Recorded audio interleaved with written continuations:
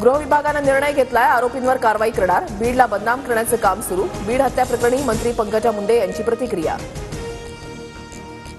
खंडणी ते हत्या प्रकरण हे कटकार असतात. वाल्मिक कराडवर सुद्धा मकोका लावा. सर्व आरोपींवर 302 लावून फाशी द्या. देशमुख कुटुंबियांची मागणी. बीड हत्या प्रकरणातील आरोपी वाल्मिक कराड आणि सुदर्शन घुलेचा 2 वेळा फोनवर संवाद. 6 डिसेंबरच्या दोघांमधील संवादानंतरच 9 डिसेंबरला संतोष देशमुखांची हत्या.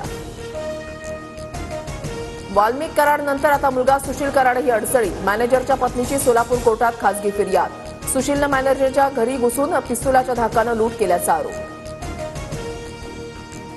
संतोष देशमुख हत्या प्रकरणी विष्णू चाटेला 13 तारखेपर्यंत सीआयडी कोठडी. विष्णू चाटे संघटित गुन्हेगारीचा भाग.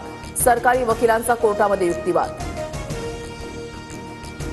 ठाकरे गट पालिका आणि जिल्हा परिषद निवडणुका स्वबळावर लढवणार. संजय राऊतांची घोषणा. आघाडीमध्ये कार्यकर्त्यांना लढण्याची संधी मिळत नसल्याचंही वक्तव्य. लोकसभा विधानसभेलाच एकटं लढलो असतो तर जास्त जागा आल्या असत्या. एकाकी लढल्याशिवाय ताकद कळणार नाही. राऊतांच्या वक्तव्याला दुजोरा देत अरविंद सावंतांचं वक्तव्य.